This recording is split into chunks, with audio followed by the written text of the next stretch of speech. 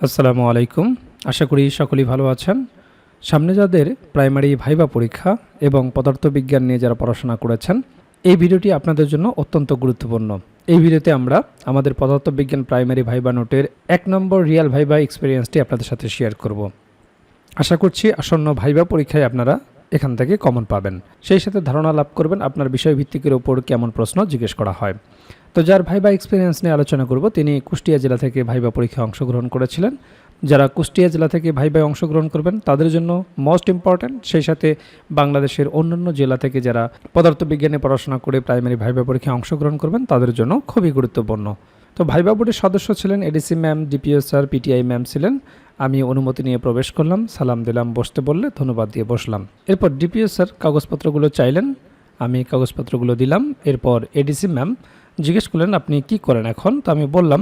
এরপর DPO sir জিজ্ঞেস করলেন আপনি তো ফিজিক্সে পড়েছেন, বলেন কাজ কি।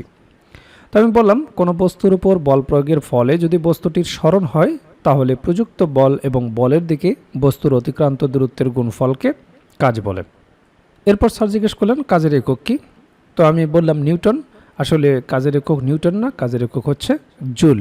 দেখুন এই ছোটোখাটো ভুলগুলোই কিন্তু ভাইবা বোর্ডে হতে পারে, কারণ ভাইবা বোর্ড একটা উষ্ণতর জায়গা, অনেকেই নার্ভাসনেস ফিল করে। এই জন্য যত ভালো প্রস্তুতি নিয়ে যাবেন ভাইবা বোর্ডে আপনি তত কনফিডেন্ট থাকতে পারবেন।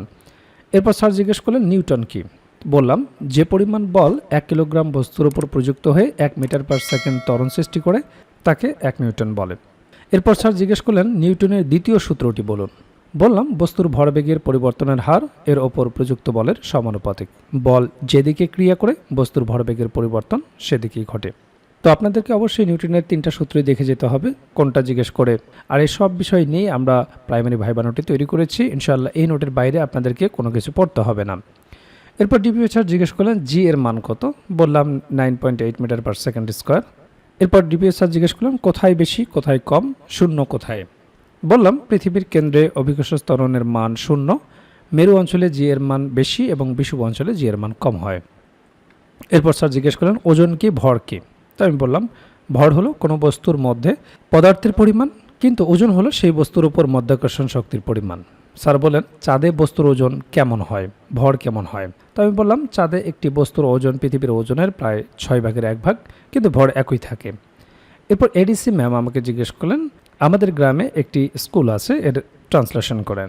তো আমি বললাম there is a school in our village.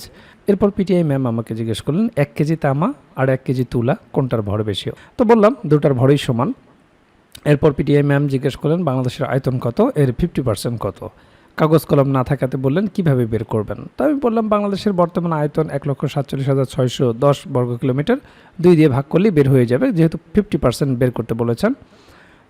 এরপর ডিপিও স্যার জিজ্ঞেস করলেন একটি বস্তুর ওজন পৃথিবীতে 9 নিউটন হলে চাঁদে ওজন কত হবে। তা আমি বললাম 6/1 হবে। স্যার বললেন সেটা কত। তা আমি বললাম পৃথিবীতে 9 নিউটন ওজনের কোনো বস্তুর চাঁদে ওজন হবে প্রায় 1.5 নিউটন, 6 দিয়ে ভাগ করলেই হয়ে যাচ্ছে, কারণ চাঁদে অভিকর্ষ বল পৃথিবীর প্রায় 1/6। এরপর স্যার বললেন গান অথবা কবিতা অথবা গজল কোনটা বলবেন। তো আমি বললাম স্যার গান করি। সামান্য একটু গান গাওয়ার পর থামিয়ে দিলেন। ডিপিও স্যার বললেন বেস্ট অফ লাক, আপনি আসতে পারেন। আমি কাগজপত্রগুলো নিয়ে সালাম দিয়ে বেরিয়ে আসলাম। তো আপনারা দেখলেন ভাইবা বোর্ডে কী ধরনের প্রশ্নগুলো জিজ্ঞেস করা হয়, কোন কোন বিষয় থেকে প্রশ্ন জিজ্ঞেস করা হয়। আর এই বিষয়গুলো নিয়েই আমরা তৈরি করেছি প্রাইমারি ভাইবার জন্য কমপ্লিট একটা প্যাকেজ, যে প্যাকেজে আপনার বিষয়ভিত্তিক ভাইবা প্রশ্ন তো থাকবে, একেবারে রিয়েল ভাইবার আলোকে বিষয়ভিত্তিক নোটটি তৈরি করা হয়েছে, যেখানে বিগত বছরে যে রিয়েল ভাইবাগুলো হয়েছে তা সুন্দরভাবে সমাধান করে দেওয়া হয়েছে। সেই রিয়েল ভাইবাগুলোও যদি আপনারা ভালো মতো দেখে যান সেখান থেকেই বেশিরভাগ প্রশ্ন আপনারা কমন পেয়ে যাবেন। এছাড়াও আপনারা জানেন যে ডিপার্টমেন্টে আপনি ভাইবা দিতে যাবেন, সেই ডিপার্টমেন্ট সম্পর্কে অবশ্যই আপনাকে প্রশ্ন জিজ্ঞেস করতে পারে। তো সেই বিষয় সম্পর্কে একটা ভাইবা নোট থাকবে, প্রাইমারি সম্পর্কিত একটা ভাইবা নোট থাকবে। প্রাইমারি ভাইবায় অবশ্যই আপনাকে অনুবাদ জিজ্ঞেস করবে, অনুবাদের উপর একটা ভাইবা নোট থাকবে, যেগুলো প্র্যাকটিস করে গেলেই যথেষ্ট।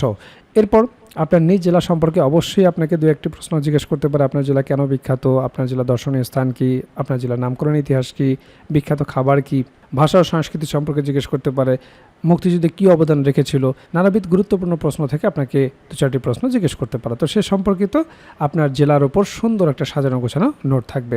এছাড়াও 1947 থেকে শুরু করে বর্তমান সমসাময়িক পর্যন্ত গুরুত্বপূর্ণ বিষয়ের উপর যে সমস্ত প্রশ্নগুলো আপনাকে জিজ্ঞেস করতে পারে সেই বিষয়গুলো নিয়ে সুন্দরভাবে সাজানো গোছানো একটা সাধারণ জ্ঞান ভাইবা নোট থাকবে। এছাড়াও আপনারা জানেন যে প্রাইমারি ভাইবা বোর্ডে বাংলা ব্যাকরণ এবং সাহিত্য অংশ থেকে বেসিক কিছু প্রশ্ন জিজ্ঞেস করে থাকে, সে বিষয়ে একটি ভাইবা নোট থাকবে। এছাড়াও গণিতের একটি বেসিক ভাইবা নোট থাকবে। আপনারা জানেন যে পাটিগণিত, বীজগণিত এবং জ্যামিতি অংশ থেকে কিছু বেসিক প্রশ্ন জিজ্ঞেস করা হয়। যেহেতু আপনি প্রাইমারির শিক্ষকতা করবেন, একেবারে বেসিক জিনিসগুলো যদি আপনি না বলতে পারেন তাহলে চাকরি পাওয়াটা আপনার জন্য দুষ্কর হয়ে যাবে।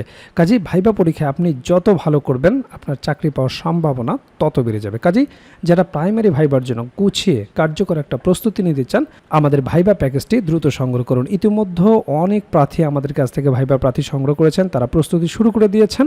এখনও যারা প্রস্তুতি গুছিয়ে নিতে পারেন না, স্ক্রিনে দেওয়া হোয়াটসঅ্যাপ নাম্বারে যোগাযোগ করে আমাদের কাছ থেকে প্রাইমারির এই ভাইবা প্যাকেজটি সংগ্রহ করতে পারেন।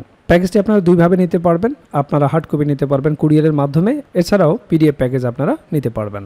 কাজেই দেরি না করে দ্রুত স্ক্রিনে দেওয়া হোয়াটসঅ্যাপ নাম্বারে যোগাযোগ করে প্যাকেজটি সংগ্রহ করুন।